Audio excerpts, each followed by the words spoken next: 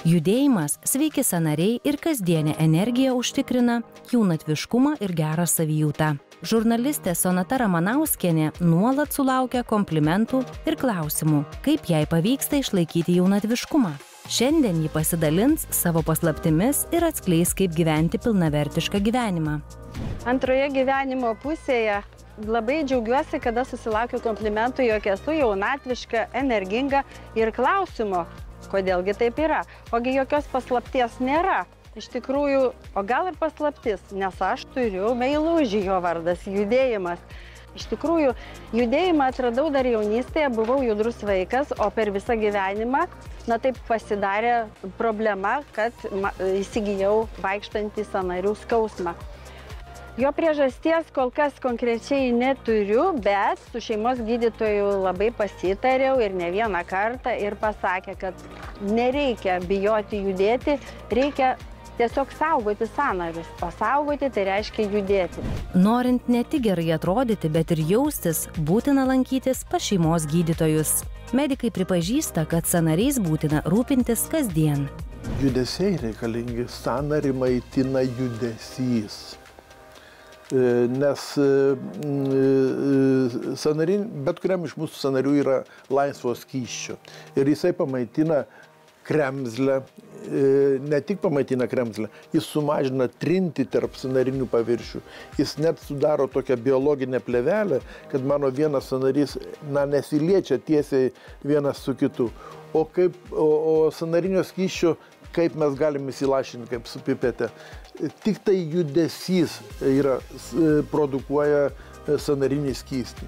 Ir, sakykime, jeigu, bet tai nebūtinai turi atlikti su dideliu apkrovimu. Reiškia, yra paprastas judesys sąnary, iš karto pasigamina sąnarinis skystis. Jei norite judėti pilnavertiškai ir be skausmo, būtina įsiklausyti į medikų patarimus.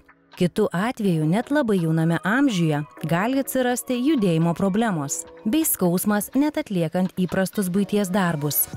Sąnariai visiems žmonėms dyla ir yra rizikos tam tikri faktoriai, per dideli fiziniai krūviai gali būti, kurie, vis tiek senstant turėtų mažėti, sakykime, judesių amplitudės sumažėja ir taip toliau. Net jei ima skaudėti sąnarius ar jaučiamas diskomfortas, judėjimas yra būtinas. Gydytojai rekomenduoja judinti sąnarius, net kai žiūrite televizorių. Reiškia, atsisėdau, dabar, reiškia, kojytė turėtų būti, reiškia, šiek tiek aukščiau. Ne ant kėdės, bet kad kaip švytuoklė judėtų. Ir, sakykime, aš galiu žiūrėti televizorių, galiu šnekėti su kaimynė, galiu skaityti laikraštį. Atlieku paprasčiausią judesėlį.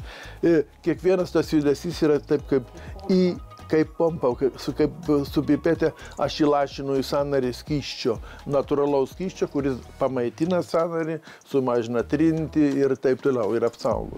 Žurnalistė Sonata Ramanauskienė sako, kad sportuoti stengiasi bent 2-3 kartus per savaitę, o jos mėgstamiausia sporto šaka – greitasis ėjimas. Ryte atsikeliu, sėdu į automobilį iki Vingio parko, o ten jau valanda pusantros ir aš būnu pajudėjusi. Vingio parke taip pat susiradau tokį staigų kalnelį, kurį vadinu kardio kalneliu, jį labai myliu. Na ir visą laiką greituoju ėjimu, išnaudoju savo jėgas.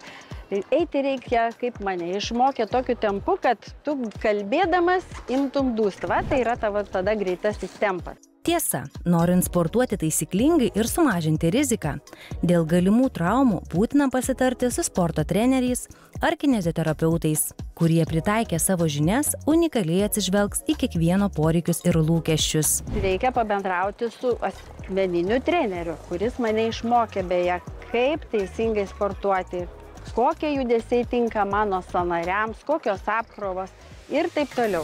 Prekinio ženklo Nike ambasadorė, sporto trenerė sako, kad vos pradėję sportuoti, fizinio aktyvumo entuziastai daro nemažai klaidų, kurios atitolina norą sportuoti.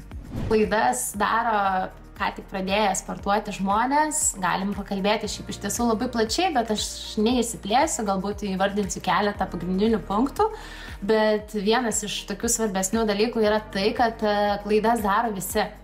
Iš tiesų, klaidas daro ne tik tie, kurie pradeda sportuoti, bet ir tie, kurie jau reguliariai lankosi sporto klubuose arba sportuoja lauke. Mesgi žinom, kad sportas nėra tik tai, ką mes darome sporto klube, sportas yra ir tai, ką mes darome lauke, tai yra mūsų laisvalaikis. Tai viena iš didžiausių klaidų yra savęs neįsivertinimas. Tai yra labai dažnai nauji žmonės, kurie pradeda sportuoti, jie išsikelia savo be galo didelį norą eiti, daryti dabar viską kuo daugiau, kuo dažniau. Ir čia labai dažnai atsitinka perdegimas. Jei norite pradėti sportuoti ir nežinote, nuo ko pradėti, kreipkitės į specialistus. Mes dažnai nežinom, kaip sportuoti. Mes dažnai ateinam, tarkim, lauke prie suoliuko, padarysiu pritūpimus, padarysiu atsispaudimus arba tiesiog salėje. Dar blogiau, jeigu salėje mes atėję naujai, iš karto čiumpame štangas, dedam jas ant pečių, nors nesuprantam judesių atlikimo technikos.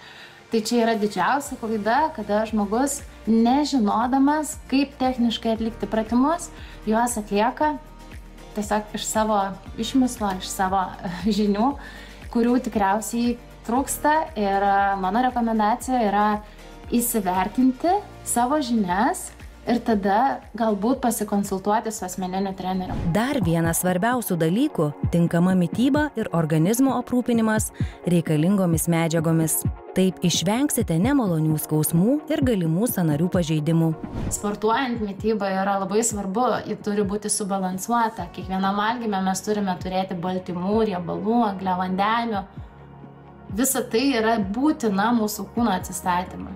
Jeigu mes neatsistatom, mūsų kūnas nepails ir mes toliau keliaujam, sportuojam kaip išprotėję, nes ką tik pasakėm savo, kad aš per mėnesį pasieksiu tikslus, tai mes sudegsim ir mes nieko nebepasieksim. Niekada negalima sportuoti toj raumenų grupiai, kurią skauda. Mes turim pailsinti kūną. Ir dar čia yra klaida, kada žmonės naujai nemoka ir neklauso savo kūno, kad laikas truputėlį sustoti, laikas duoti pailsėti, nueiti, paplaukioti, nueiti į masažą, atsipalaiduoti. Tai labai svarbu įgyvendinti savo tikslus. Jeigu mes juos norim pasiekti, tai yra labai labai svarbu. Žurnalistė Sonata Ramanauskienė siūlo nepamiršti ir maisto papildų, kurių su įprasta mityba sunku gauti. Antras dalykas, sąnarių sveikatos ieškokite vaistinėse.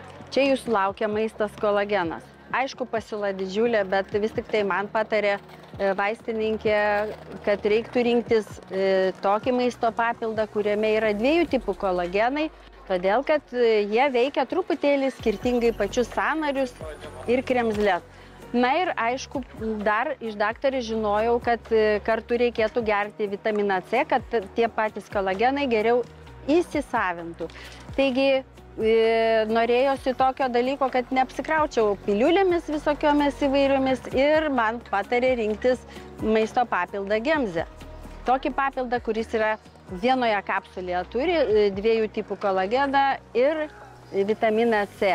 Vaistininkai atskleidžia, kuo svarbus tinkamas papildų pasirinkimas ir kokia jų vartojimo nauda. Pajutus nerimą dėl sąnarių būklės, ypač tai svarbu sportuojantiems ar vyresnio amžiaus žmonėms, būtina pradėti sąnariais rūpintis.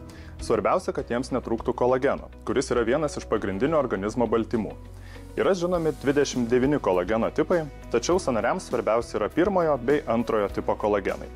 Sausgyslėse ir raiščiuose esančios kolageno skaidulos primena virvę ir padeda esant sąnarių raiščių tempimui. Sąnariuose kolageno skaidulos susipynusios į erdvinius tinklus, tam, kad atlaikytų didesnį spaudimą.